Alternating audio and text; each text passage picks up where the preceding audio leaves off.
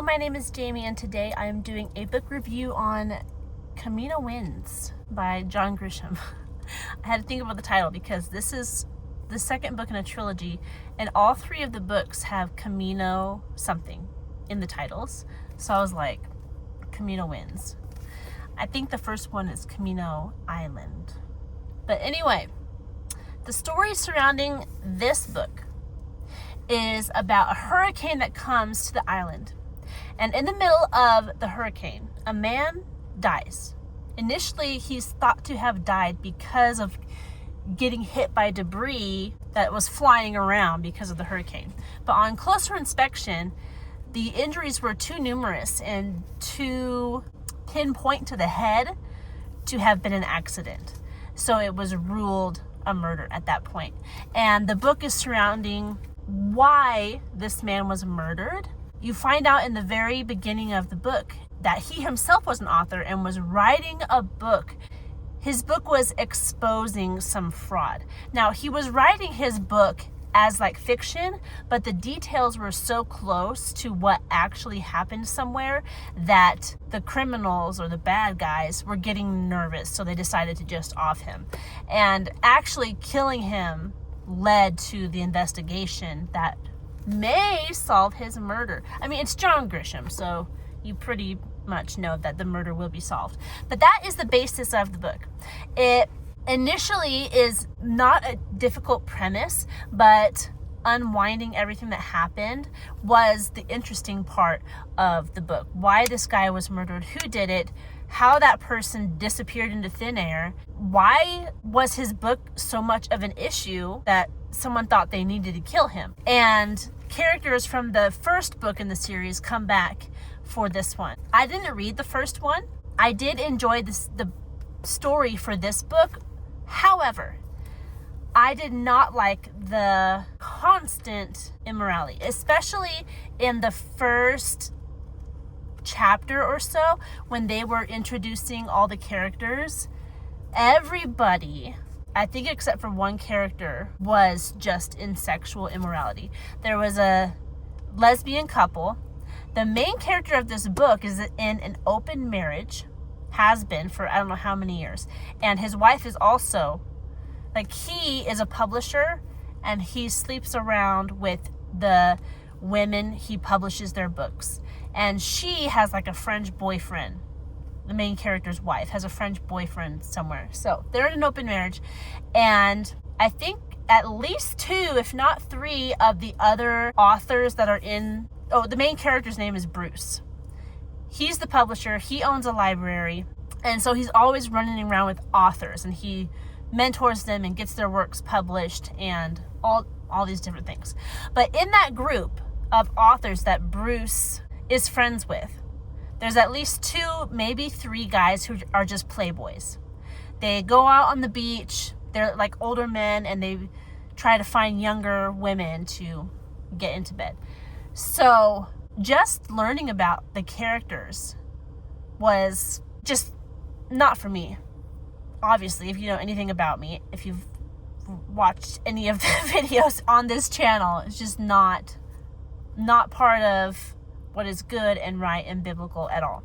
There is one character who is married with kids, but she doesn't play a huge role in this book. She's just mentioned as one of the authors in Bruce's group, but she doesn't play any other role in this book. Sex is mentioned multiple times because it's part of why they found the person who did the murder. Also, later on in the book, a rape happens. So there's just a lot of immorality in this book. And I don't like reading books with a ton of flagrant immorality. Now, if you're talking about real events that are tragic and difficult to read, but they teach something, that's a different story. This I would classify as mind candy. It's a mystery, but it doesn't really teach a lot of lessons. There is no apology for the lifestyles of these people.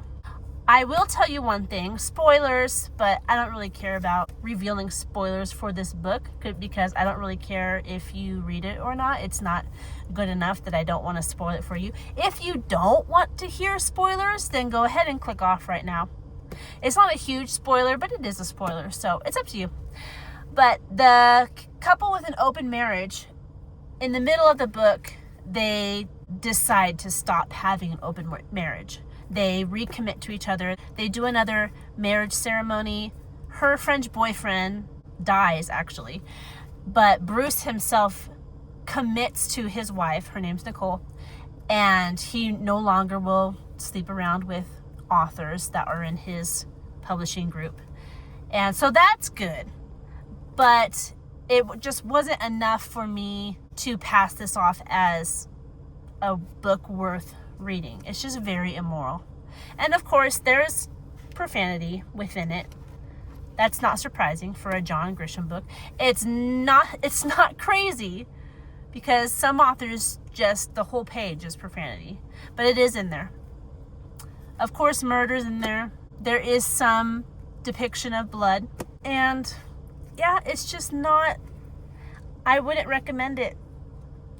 It's an interesting story. That's about all it has going for it. I know a lot of people love John Grisham. This is his second book that I've read. The first one was Skipping Christmas, which was much, much cleaner and milder than this one, of course. I don't know if his older books have so much immorality running through it. This book was published in 2020, and I'm finding that books that were published in 2020 tend to be like this. I think that year was just crazy and was kind of the pinnacle, not the pinnacle even, but there's just a lot of immorality running around during that time in the minds of authors and throughout America. And it definitely was not as conservative then as it is now. And you know, liberalism and conservatism, it goes up and down in America. Sometimes one is thriving, sometimes another is thriving. It just so happens in 2020, liberalism was really thriving at that time. So that's not to say that it's not going to change. Just because it's more conservative right now doesn't mean it's always going to be that way. That's a whole other conversation. But I'm just saying that I'm not surprised when I saw that this was published in 2020. This edition has, there's discussion questions in the back if you're interested in that. This book has 292 pages. I will say that I was kind of surprised when it ended. The wrap up was just done very nonchalantly. It wasn't like a big, this is the reveal. It just kind of happened. I don't know. I feel like this book was very laid back. They're on an island. And even some of the comments from other authors about this book say that it's something you would read on vacation while you yourself are on a beach enjoying the sun and enjoying a drink and reading this book. It's just very nonchalant. It's not like a high-speed chase of the law versus the criminals and then there's a gripping conclusion. It's not one of those books. It's very chill, and you unravel this mystery surrounding this death. That's what this book is. It's just not my favorite. Definitely out of the two books that I read by John Grisham, I prefer the other one. So there you go. Take it or leave it. That's my opinion. There are no illustrations. It's just words. I do like the cover though. It's a very pretty cover. I like the colors of it. So there you go. That's all I have to say about John Grisham's Camino Winds.